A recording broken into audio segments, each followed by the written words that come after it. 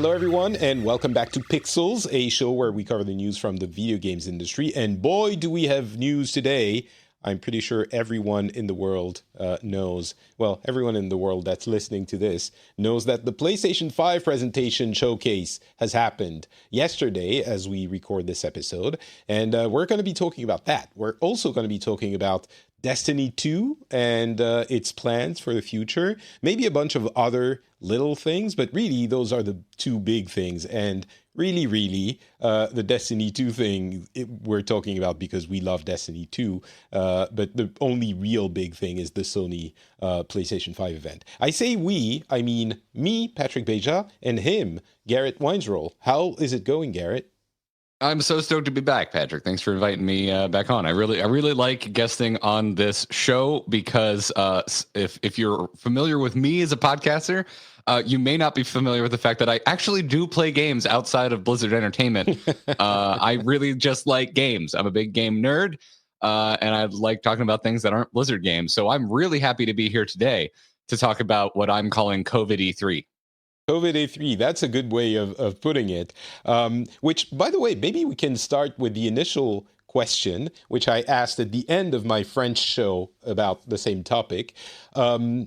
How do you feel so far COVID E3 is doing? Because, of course, as we've mentioned many times, a lot of people have speculated that maybe this is going to be just as good and companies are going to realize they don't need to pay so much money for E3 and it's going to be just, the same. Just go direct to your potential consumers. You don't need a big trade show or a rallying place. And so how do you think it's going so far, the non-E3 E3? I mean, I'm trying to give it a fair shake because, to me, I kind of look at it and my gut reaction is this isn't as cool. But at the same time, I am 33 years old. I have basically grown up. Like, is it E3 season? I know what I'm doing tonight. Like, it's a thing. And so I'm trying to boomer check myself. I'm like, is this a boomer thing for me? Is this going to be the hill I die on that makes me seem old when I go, I really miss the giant stadiums of extremely awkwardly delivered marketing. Like, it's something I really legitimately love, even though it's something I make fun of. It's like I look forward to, I used to look forward to getting on like AIM and making fun of E3 with my friends. And then I looked forward to going out into my living room and making fun of E3 with my roommates in college. And then I started looking forward to getting on Twitter and making fun of E3 with strangers on the internet. And so at least the first big things we've had, which is the Sony conference and the Destiny 2 one, they're really direct. Like they kind of, for the most part, cut out the BS, and it's like, here's the games here, in a tightly edited video. Just watch this, see what you're going to be playing in the future. And in a way, I like that because it's like, all right, just get rid of the BS, just show me the freaking games, and let's move on with our lives. But also, I feel something that I really enjoy that I grew up on has been lost. But again, kind of trying to gut check myself. Am I being an old man?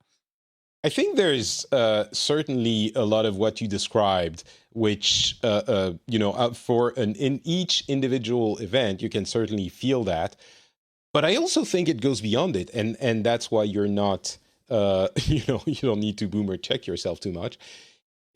There isn't the same hype around everything. And I wonder if the publishers and the manufacturers are going to see maybe a little bit less of a spike for their thing because we don't have this tide that raises all the boats of around E3. And the PlayStation thing is a little bit more isolated. Obviously Destiny and IGN has done a couple of big streams. I thought it was going to be like another big rallying thing. It kind of went by, and I don't even know what they talked about. There hasn't been a lot of press coverage, which, I'm guessing they're not getting the biggest games, but still, at E3, it would have been more. And even, I guess my point is, even for the big ones, it feels less emphatic because there isn't this buzzing atmosphere around everything. So I guess we won't know for another few months or maybe years, but I feel like it's even the big ones are losing something, which I didn't expect initially. But yeah, there's a little thing in the back of my brain wondering though if they don't need to try as hard because we're still in the middle of a pandemic. We've been cooped up for so long. I think we're all kind of just frothing at the mouth for any new game experience at all. Do they need to sell it to us this hard? Do we need as many feet on the ground actually trying these demos and reporting to us back home? Because doesn't matter. We're all going to buy this crap anyway because we just need something to entertain ourselves. Yeah, that's true. But I feel like the marketing fiesta isn't working as well without the, it doesn't have to be E3, but it has to be a strong, identifiable, rallying something, because now the community is like, okay, I'll show up for the PlayStation thing, and then I'll show up. Yeah. There isn't like this big mass movement of everyone. Anyway, we'll see. All right, let's talk about the PlayStation 5 showcase itself, which was a solid hour of nonstop games. And I guess the thing I noticed the most is that they didn't focus on the big, heavy hitters. They had a whole lot of different things, and I wonder if it didn't do them a disservice in the end. Even though there weren't only things where you were thinking, "Oh my God, this is so awesome! I can't wait for it." There were some of those, but also some things where you were thinking, "Oh, well, I guess this looks interesting. I wonder what it is." And we'll get to some of the games, but overall, it lowered the overall hype level of the thing. And also, there was essentially no gameplay. It was a couple of little tidbits, but it was also mostly cinematic things. And most of the gameplay that we saw, as little as there was of it, was, I don't want to say underwhelming, but it was like, oh, and it's a video game. That's what it is. I really agree with you. Yeah, I think a lot of what was shown was shallow.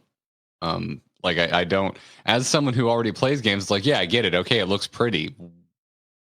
How have you improved this? Because there were quite a few sequels. What's new? What are the features? And I got basically none of that. Like, even for something as ubiquitous as Gran Turismo, which I recently got really into.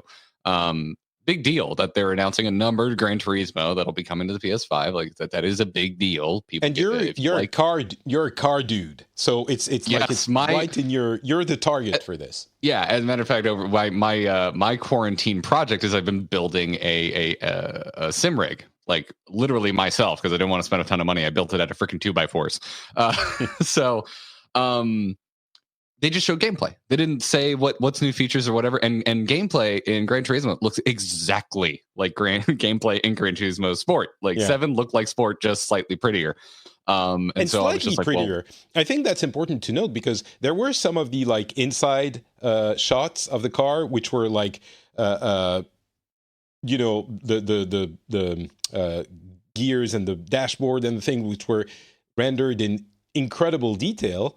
But then you switch to inside the car view when you're racing, and you're like, oh, it's Gran Turismo. I literally played a bunch of it last night of Gran Turismo Sport on a launch PS4 that is still somehow working perfectly fine. And I will say, the draw distance and the pop in and texture pop in and shadows looks way better on that 7 demo that they showed us. But again, I'm more interested in features really for any game that they announced. And they basically told us nothing. There was no. I wanted a nerdy deep dive into a lot of these titles, and maybe we just got shiny trailers. Yeah, which is cool. I mean, it's always cool to have shiny trailers, and it's kind of aspirational. And certainly there was a lot of games. I think we're coming off as a little bit curmudgeon-y, which we're pointing out the things that didn't quite work. There were some things that did work, I think. Spider-Man, obviously, opening with it is very strong. It turns out it's not a full new game, which I didn't expect. It's a remaster, improved graphics with a lengthy expansion.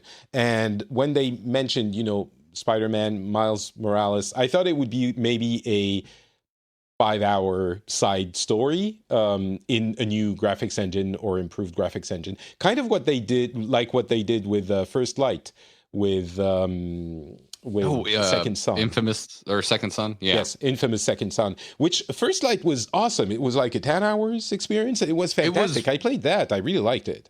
it was really good. I was honestly kind of expecting an Infamous sequel as well, by the way. Yeah. But yeah, have they talked about how long Miles Morales is going to No, be? Because they that was a bit haven't. of a bummer for me too. I was hoping it would be a full-fledged sequel.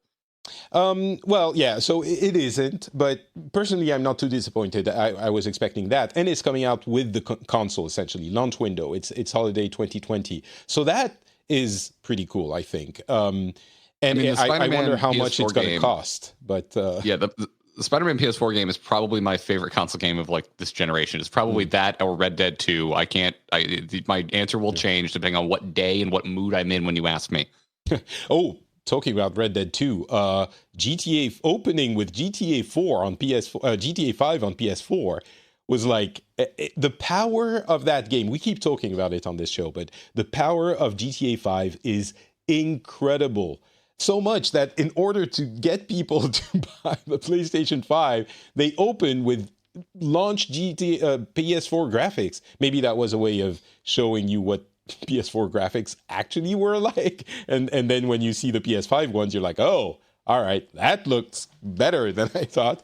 But that was the one thing that like it didn't excite me at all, because I'm like, how have we not had a new GTA? Is something new even in GTA 5? I liked GTA 3 when we had like it was the same engine, but we got like new games in the series, and I just like, give me a Miami game in that engine. I would play the living hell out of it.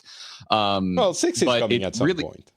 But that really did feel to me like something that would be at an E3 or a conference. You know, Patrick, you and I have gone to BlizzCons a ton of times, and before the actual event starts, there's some really boring thing happening at that couch they have set up, and they're like, everybody gets a free Destiny demo, and nobody cares. That's what I'm saying. They think, at least, that a lot of people will care about GTA 5 Online or GTA Online, and every PS5 owner is going to get it in 2021 when it releases on PS5, the GTA Online only. And obviously, we're not the target audience for this, but I think it shows that this is still 130 million copies sold later, still a big thing. But so they dropped. Let's move through the games. First party, there were a bunch of them. We mentioned a couple. Obviously, they closed with Horizon Forbidden West, which is Horizon Zero Dawn 2, which that is, I think, one of the 2 or 3 games that actually look like it's next gen. It looks incredible. It looks amazing. But of course, on that one, they don't have a date. So it might be 2022 for all we know. More likely it would be next year, but and there were a couple of other things in first party. I think Demon's Souls is considered first or second party, so we can include it there. I'm not the target for those, but a lot of people were very happy about it. Has that been confirmed to be a new game, or is it like a remaster? Oh, it's a remaster, like a remake remaster. It's more involved than a simple like HDification, whatever that means for an already HD game. But there's Returnal was a bit weird. That space. That one planet piqued my interest, but that's because I love psychological horror in space. It's one of my favorite genres. So, and it also looked good, and was one of the few things that I think you and I are going to keep coming back around to this. That also looked next gen to me. A lot of what was shown, I also have a PC. It just kind of looked like what I'm already playing at home on my computer. I will say for all the noise about the SSD, which is beyond what anything else does, there was one instance that actually showed probably what the SSD makes makes possible, which wouldn't be possible in other consoles or devices. It's the Ratchet and Clank demo where they switch between dimensions. Every 2 seconds, they switch from one dimension to another, and the entire environment changes. And I'm pretty sure that no other system can load the environment so quickly that you can switch them so fast. And that was kind of, wow. I've never seen this happen in a game, because technically it's not possible. But then they switch to gameplay, and there's none of that. It's Ratchet and Clank gameplay. It's completely normal. So I'm like, there was some Well, I mean, it was more like a Portal effect. It was a portal that was porting them. It was teleporting them in the same zone. You know, it was like just going 10 feet in front of you. That's how I understood it. The environment didn't change. It didn't go from like, you know, the medieval thing to the city thing to the... Oh, that's fair. Yeah. That's fair. I still thought the type of portal effect, though, because it was like tearing through like the world you were currently, like this position you were currently in, was very impressive. But again, it reminded me of Portal. It is something I have seen before. Yeah, we can talk about third-party games. There were a bunch of them as well. The ones I'll let you tell me which ones you thought were interesting, and I can guess which one you will note first. But go ahead. Oh, well, I mean, third-party wise, I don't know offhand which ones were, because the reason I get excited about PlayStation in the first place are the exclusives, because I think in especially in the exiting console war where you're leaving from, where I would say Nintendo just refuted. It's like, I refute your existence and substitute my own, like, or refute your reality. That's what Nintendo did. So Nintendo's its own thing.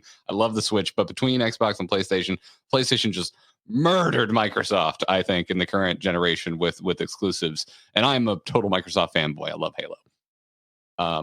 But so for me, like starting with any follow-up to Spider-Man got me really excited. Getting a numbered Gran Turismo, especially since I third party. I don't know. I don't have an answer for you. Oh, okay. All right. Well, I have an answer for me. Do you see... I thought you were going to tell me about Kenna Bridge of Spirits. That incredibly well-animated thing from it's a couple of people who have cinematic backgrounds. And it looks like a Pixar movie. It looks very pretty. The gameplay looks like every launch game platformer I've never remembered the name of after launch. That is fair. That is very It looks like really rudimentary platforming. Okay. It is gorgeous, don't get me wrong. And one of the other things that kind of I was grumpy about as I was leaving this, I was like, boy, that was a really brown presentation. It reminded me of like the 360 PS3 era where we were looking at Killzone trailers that basically looked black and white. Also, like Gears 1 kind of suffered from that issue. And it was nice. Is like it kind of looks absolutely incredible. Like, it's beautiful. The art direction's just out of this world. But nothing about the gameplay. I was like, I'd rather play Zelda. Yeah. That's what I keep coming back to. We saw very little gameplay, and the little we saw was like, oh, okay. I guess maybe. I'm really starting to come around to your. We needed people like non invested parties, non people that actually made this game telling us how good this is. I needed someone with a hands-on demo, because this is something that I remember from like the previous E3 that really worked for Fallen Order. I thought the Jedi Fallen Order marketing was horrible. I thought it looked like the most generic game I'd ever seen. And then people who actually got to play it at E3 was like, guys, they did a terrible job marketing this game. It's amazing. It's a little bit of Metroid. It's a little bit of Dark Souls. You can play it in a non-linear fashion because you can planet hop. And I was like, why didn't they show us any of that in their marketing? And yeah, I think I do kind of need that, Patrick. I think I need some third-party hot takes. Accounts, yeah. Okay, so what about Ghostwire Tokyo? What about Resident Evil Village with the 8? Okay, Resident Evil Village looks creepy as hell, and I am on board for that. The Tokyo game, that's one that's looked like it could have been on a PS3. Visual maybe wise. Okay, Hitman 3. I really need to play the new Hitman games. I've heard they're amazing. I haven't touched any of them. Okay. It's another one of those where the cinematic presentation was like, oh, this looks really cool. And then they show you 15 seconds of gameplay and they're like, oh, it's Agent 47 going into a thing. Right, you kind of know what you're gonna get with Hitman. Of course. But at the same time, it's good that they are continuing it. But yeah, it's not the kind of thing that's gonna move a console for me. Island of Bug Snacks. I was giggling my ass off watching that trailer. Bug Snacks is not a thing I'd ever thought I'd say. I really don't know what to make out of it. It's from the makers of Octodad, so clearly it's going to be quirky as all get out. Really, you know what my takeaway from that was? I really want another Viva Pinata. That is a fair assessment. Okay, so not super. I guess I'm in semi wait and see mode. There are certainly things that I'm interested in, and things that I will be waiting for with great anticipation. But I guess I'm not as excited as I expected to be, and that's also because we didn't get a date. I guess a price we shouldn't have expected, but we didn't get a date. We didn't get anything from the UI. I would have loved to see the UI. Okay, let's talk about the console itself and the design and the fact that they out-Lockhart-ed Microsoft. They introduced what is probably going to be a cheaper version without a disk drive before Microsoft announced their cheaper version. But so one with a disk drive, one without a disk drive. What do you think of the design? And in the end, are you going to get one when it releases? Well, I'll definitely get one because I have to play every Naughty Dog game ever. And even though a new one wasn't shown at this, it doesn't matter. I know new ones will come and I have to play them. So of course I'm going to get a PlayStation. Also, I've gotten very recently extremely invested in Gran Turismo. So whatever the case is, I'm going to be picking one up. Also, and I don't mean this as a dig, the Xbox 360 is one of my favorite looking consoles of all time. And this looks like a way cooler Xbox 360. I love the design of this console. Really? I thought I really thought it's like, it looks cool now, but it's the kind of thing that looks like super futuristic, which will look old in 3 years. I kind of like that though, because eventually things are cyclical. It comes back around to being like retro. Like the 360 still looks a little old and busted now, but I think we're just about to hit the point where we're like, you remember the 360? Oh, that was such a cool look with a little breathe in on the side. So yeah, I'm into it. I think it absolutely will age. But you know what else aged? The NES. And now I look back on it with extremely fond memories, and I see so many things that are like inspired by the design of it. Fair enough. I thought surprisingly, I wasn't super inspired by the Xbox Series X design, but I like it better, I think, and that's. I'm the Sony fanboy, not fanboy. That's not true, but I really prefer Sony to Microsoft, and I'm coming out of this a little bit underwhelmed. Maybe I was expecting too much. I don't know.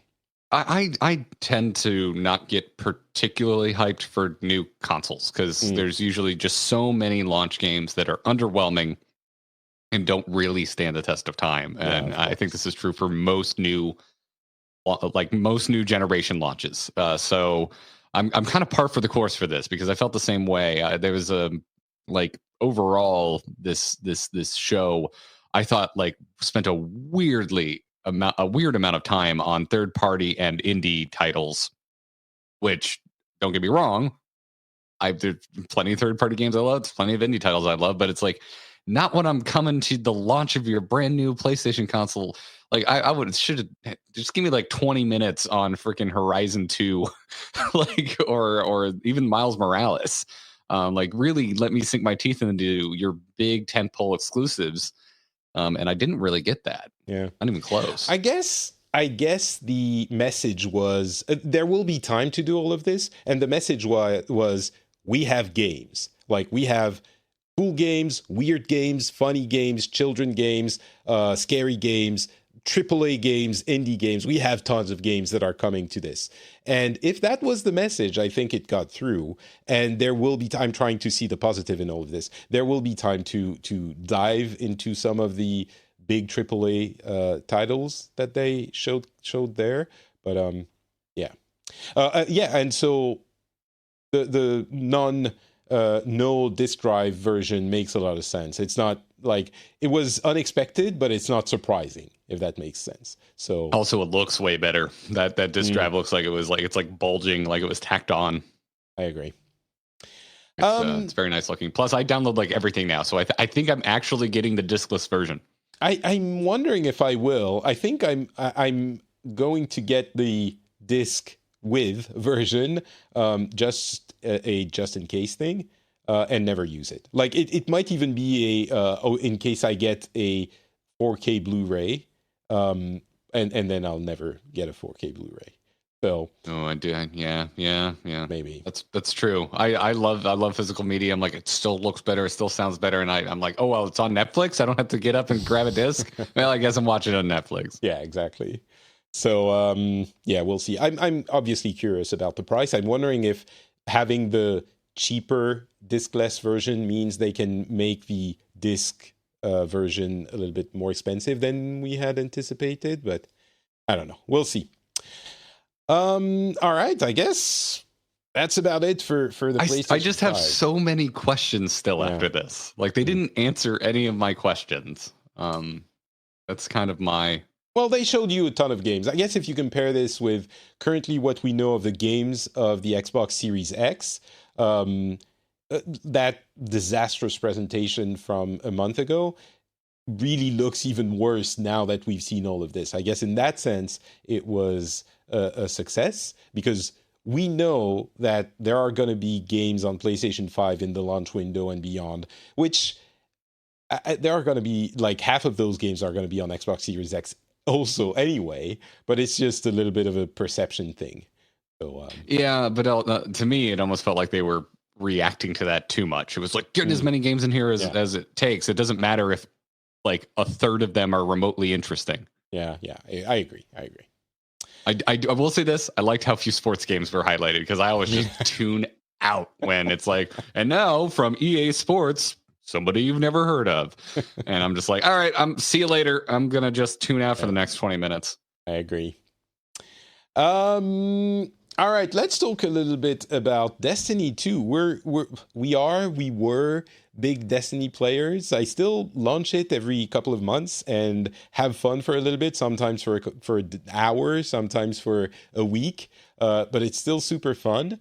And there was this big presentation for Destiny 2's next big expansion called Beyond Light, which honestly, it's like, First Light was last year, the introduction, and now it's Beyond Light because you...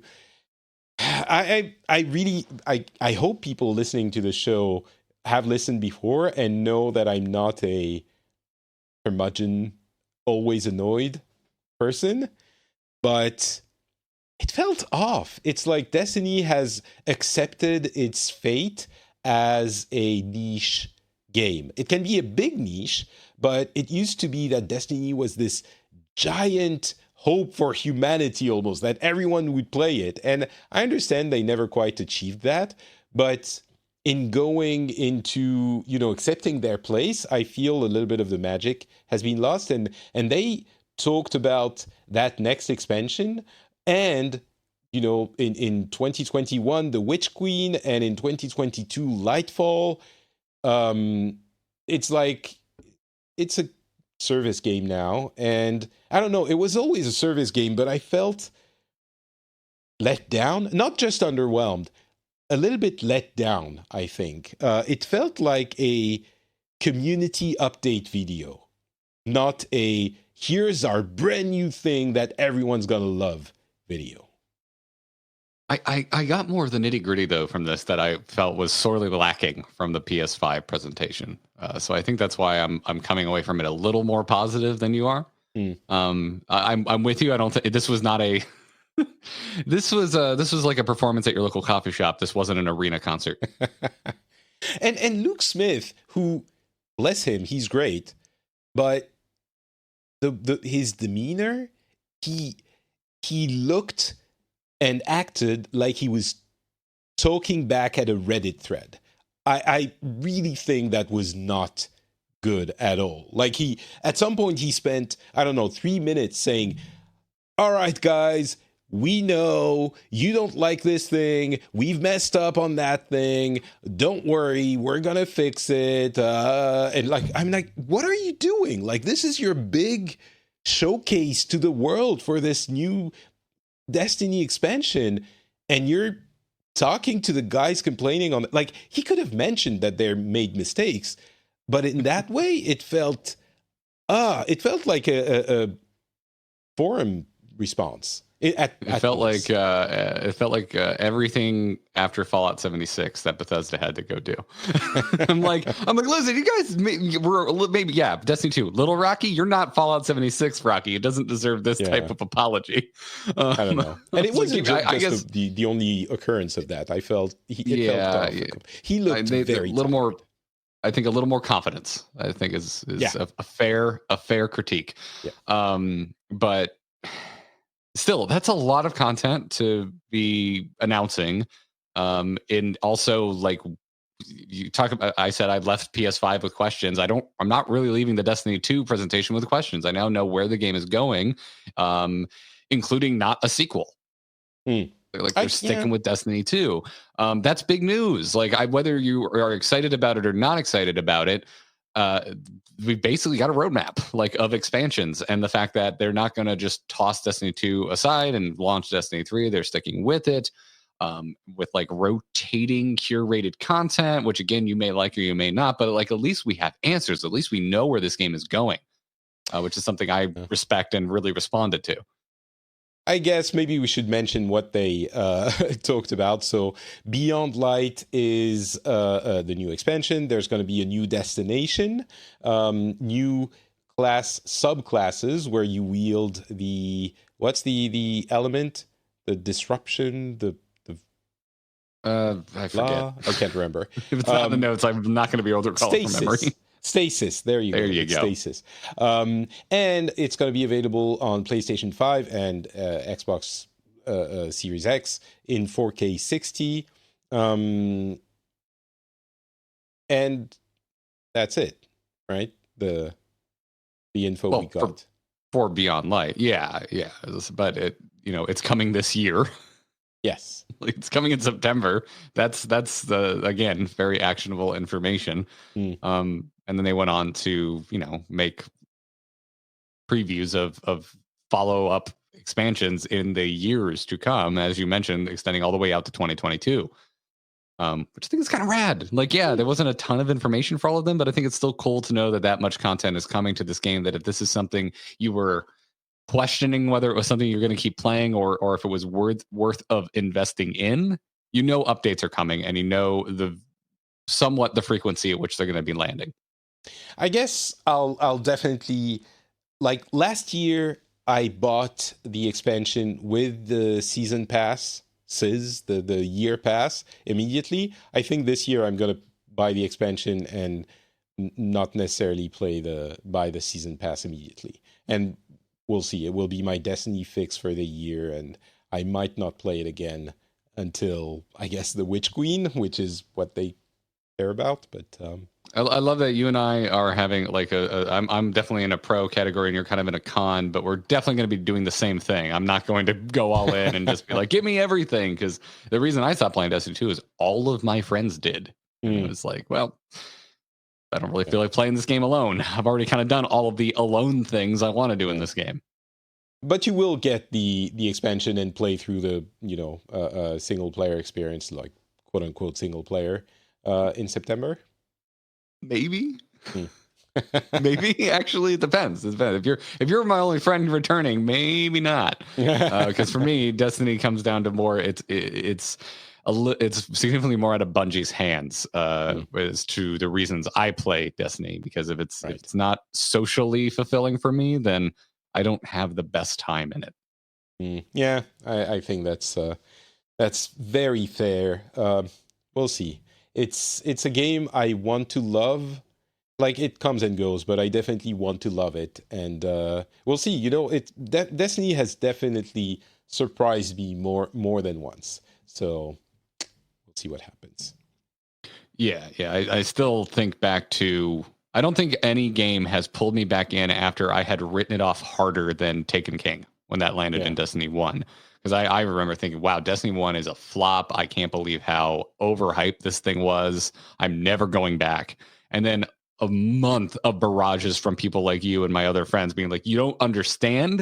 They fixed it. They actually fixed this game. It's amazing now. And I'm like, fine, I will go try it. And it was incredible. It was absolutely incredible. I've never I don't think since Diablo 3 has a game done a bigger about face from a really underwhelming launch. Yeah, it was. I still think of the Taken King with, stars in my eyes. I think of the Dreadnought and the exploration. Like, it's difficult. There are very few. The reason I'm singling out Destiny 2, and there might be many presentations of different games that I'm not going to cover in such detail, but the Taken King, the way they created a sense of place and exploration and mystery and community and secrets, I don't think it's impossible to explain, and I don't think any other game has done that in quite that way. And many games have learned from it. So maybe some of them try to replicate those, maybe especially Battle Royale games that evolve the map and do some kind of weird storytelling through map changes and stuff like that. But it was such a unique experience, and they've kept doing it, honestly, with more or less success. But it's difficult to explain how special Destiny and Destiny 2 to an extent are to people who aren't into it.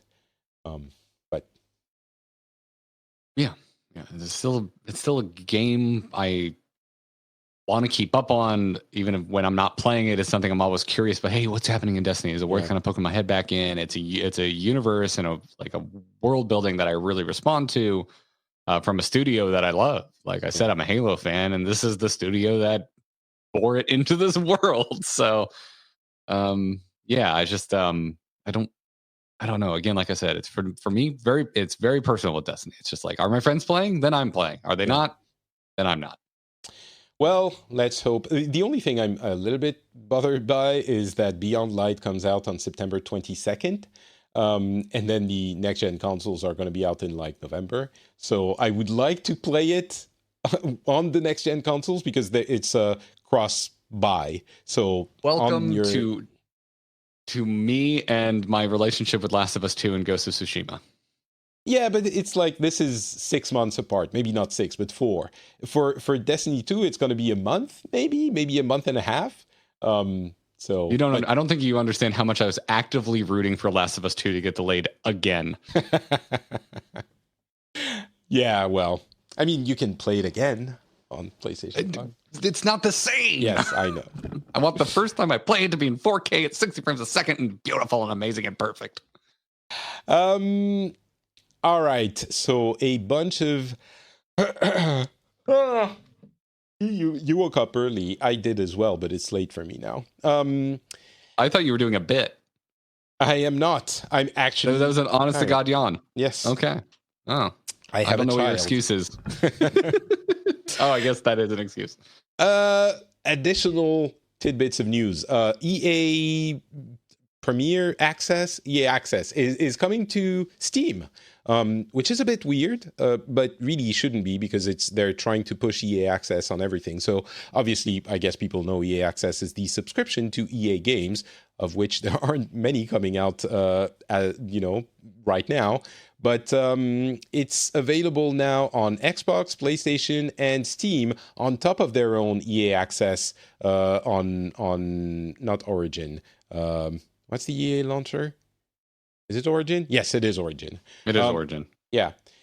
That's what I play Apex through. That's the only reason I know what it is. You and many other people. It's gonna be. There are going to be some games that are only available on Origin, but essentially you take your subscription everywhere you go, which is pretty cool. I was super skeptical about EA Access when they announced it a while ago, and I think now they're making through Access on every device, they're making it a compelling service. I think it's solid. My only real experience with it was when Anthem came out, right. But it's actually a positive memory because it saved me from purchasing Anthem. I just subscribed to play it, realized it was the mess that it was.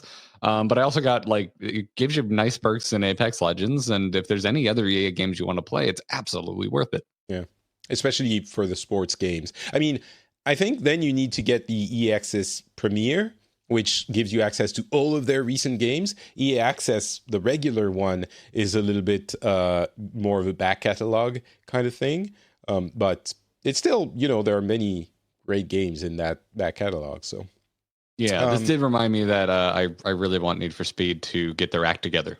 Because in the racing game world, it was like, oh, all the Need for Speed games that aren't on Steam are now coming to Steam, and it's like, oh, if only they were good. Need for Speed this entire generation has been really like middling. It's so surprising because especially I remember Underground and Underground 2 as amazing, they were tier incredible. level racing games. Yeah, you don't understand how many times I've uttered the words, just go back to Underground. Go back to Underground. Didn't they make an Underground that was underwhelming in the past couple of years? On the PSP.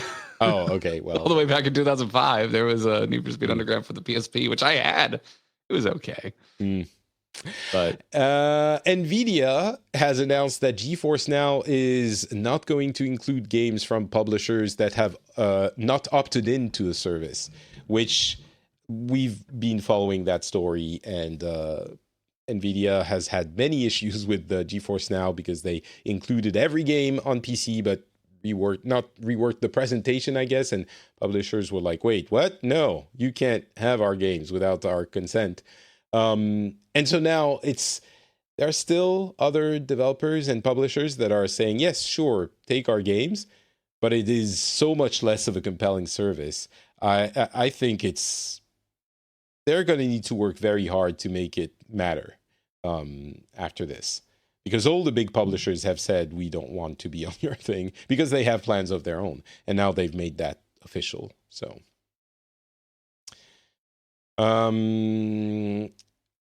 I guess that only speaks to a very tiny portion of the population, but Sega is apparently remaking Alex Kidd, which was not a it's like this B or C tier mascots, which I do not even remember Alex Kidd, and I was like a Genesis kid. And that I was think it, it's a Master System. I think it's a Master System game, so yeah, it would not. I remember the music, the intro music, like it's 5 notes, but I remember it, and it's not even a game that I have super fond memories of, but it's weird. It was funny to see, but yeah, go ahead. I was gonna say, do you know what I have fond memories of? Gran Turismo. Being tethered to either the cigarette lighter power in my mom's car or the with your wall Gamegear? With my original Gamegear, because it chewed through 6 AA's so quickly. And so, yeah, the Gamegear Micro, at least it piqued my interest for half a second. And then I was like, oh yeah, I don't need this. Yeah. No, that's exactly like, it's so, I'm sorry. I'm sorry. I didn't.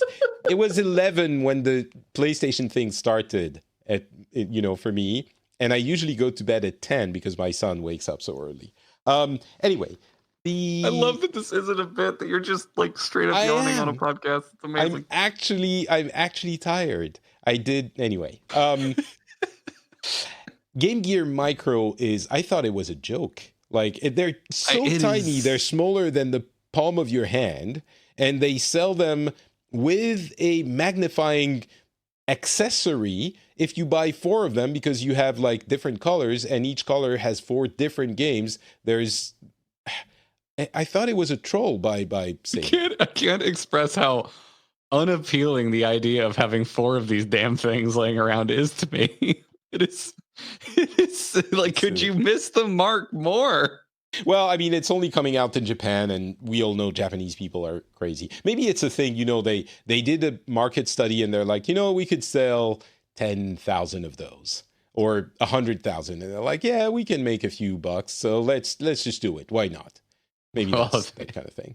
And let's only do it in Japan so that the resale value over in the States goes up. Yeah. They're also talking about a Fogg Gaming service, which is weird. I don't quite understand. It's like taking advantage of their arcade locations and arcade locations in general to use the arcades, the cabinets, and the hardware inside them to power a cloud gaming service. It seems, which in Japan they do have arcades still. We don't in most other countries, or not enough to make this viable. But since they do, and they're all wired, with fiber, and they have very good connections, it could be an interesting thing for another way of creating a viable cloud gaming service. Even if you don't have giant data centers all over, like, essentially, if you're not Google or Facebook or Microsoft. Now, it might not be that exactly. It's not very clear.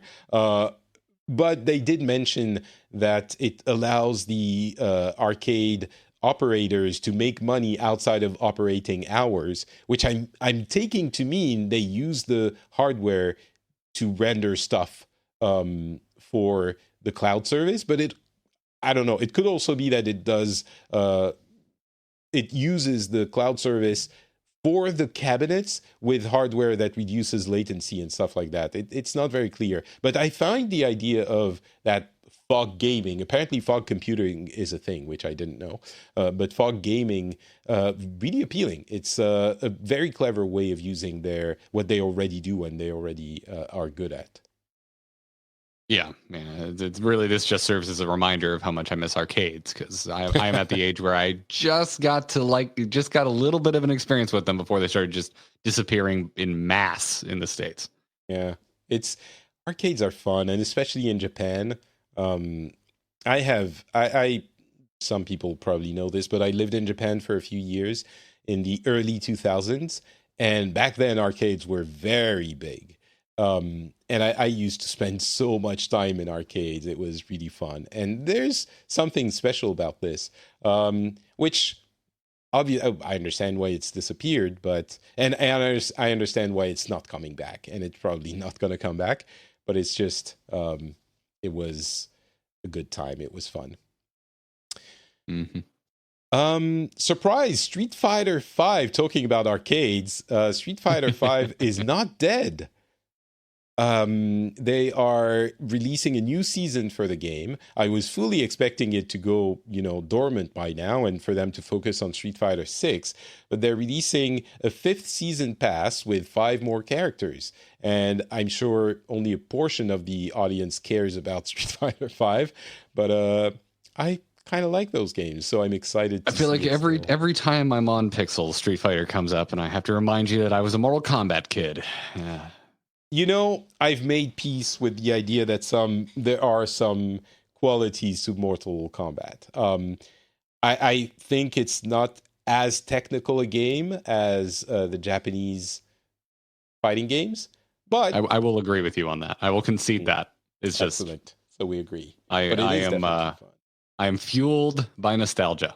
So have you played and purchased Aftermath, the expansion for? No. What am I going to do? I'm going to walk my 33-year-old ass onto online Mortal Kombat and have that said ass handed to me? No, thank you. No, but that's the point of Mortal Kombat. You have a really great single player experience. That's a lot of fun.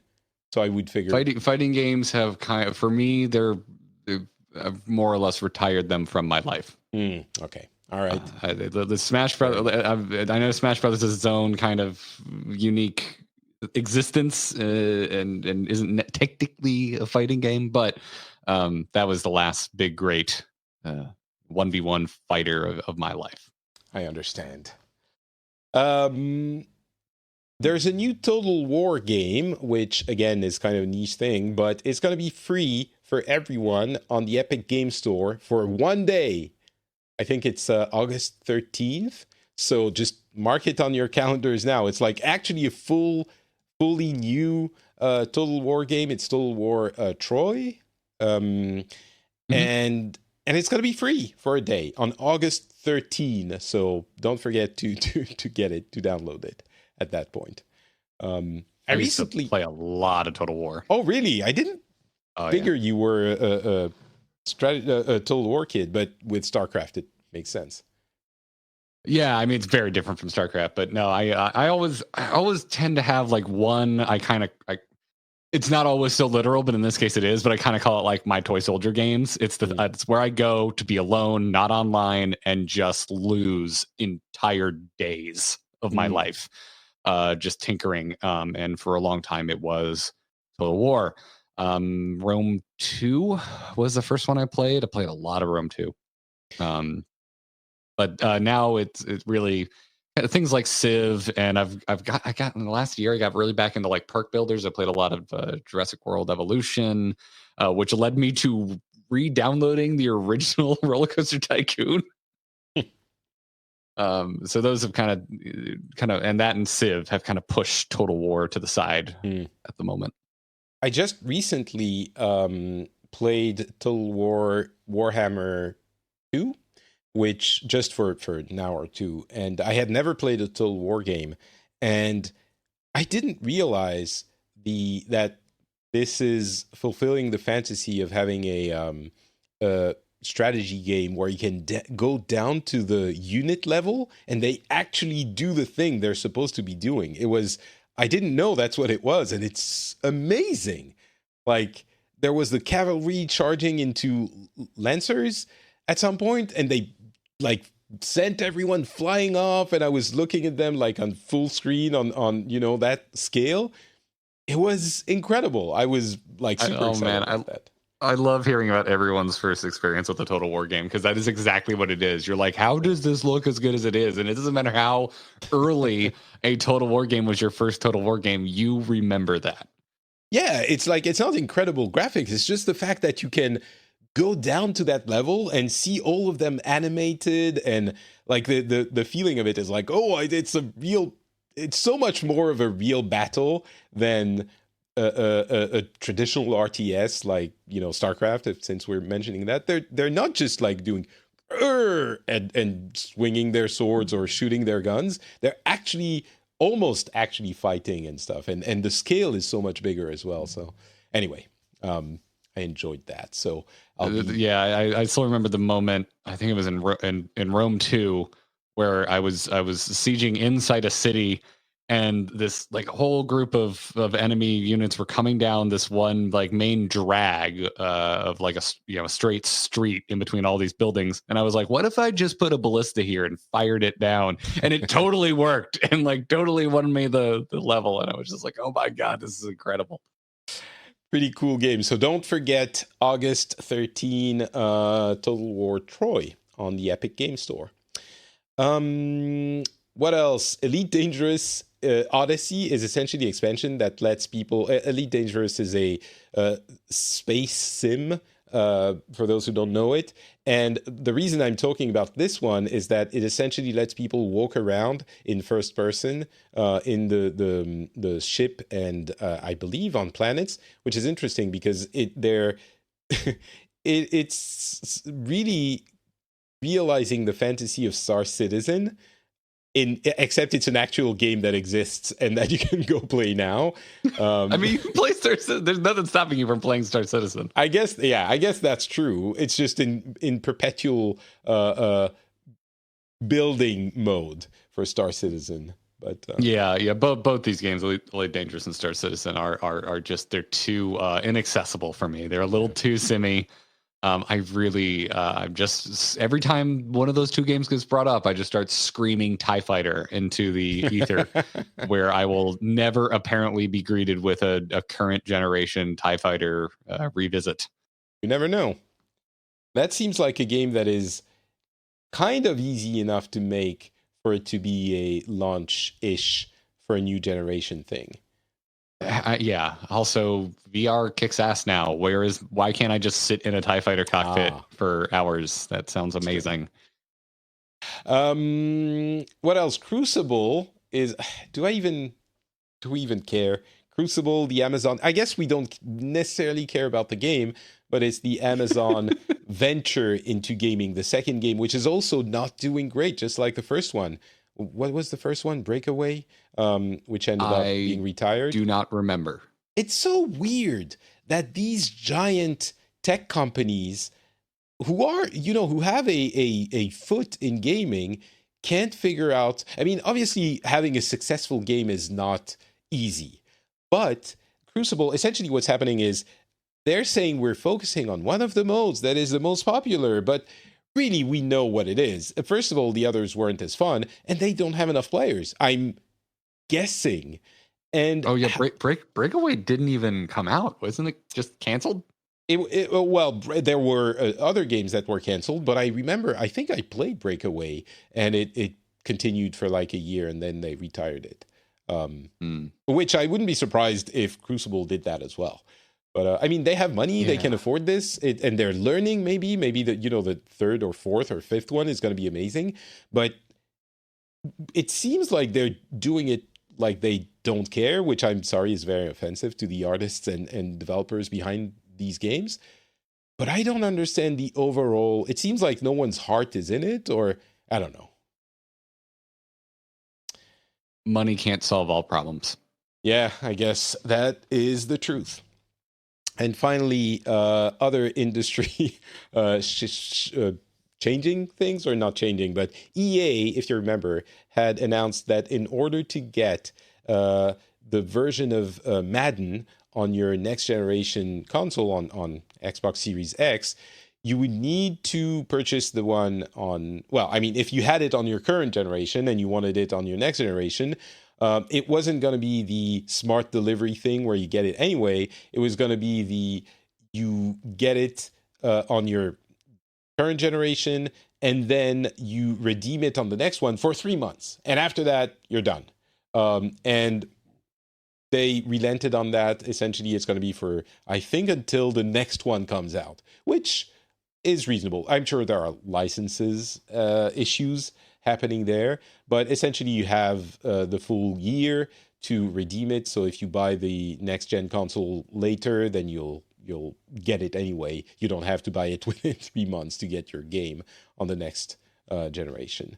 So EA is still doing the minimum amount of effort possible, but through outcry, they've extended that minimum a little bit. Which reminds me, we haven't really heard much about the way that's going to work on PlayStation. They mentioned for first party. No, actually, we haven't heard. And because that's one of the big questions I left with. I'm like, hey, can I just keep playing Last of Us and Ghost of Tsushima on my new PS5, please, instead of having to buy yet another damn remaster, at launch, like I did with the first Last of Us on PS4? Yeah, exactly. So I guess we will see what happens there. And that's about it. That's about it for the news for the day. I also played Valorant, by the way, but I don't really need to talk about it too much because it's exactly what I thought it was going to be, and everyone knows it is, which is you got Counter-Strike in my Overwatch. You got Overwatch in my Counter-Strike. And it's really like 95% Counter-Strike. Yes. Yes. I mean, that's like saying Fortnite, though, is like 90% PUBG. The building makes a very big difference in that game, and I think the abilities make a pretty big difference in Valorant. I think that's fair. You're right. I guess that is true. But yeah, so that is about it. Thank you for listening, and thank you for sharing that time with me, Garrett. Where can people find what you do? All of the podcasts that I produce can be found at amove.tv. That's AMOVE.tv. Got the Angry Chicken for Hearthstone, Into the Nexus for Heroes of the Storm. Yes, that's right. It's still a game.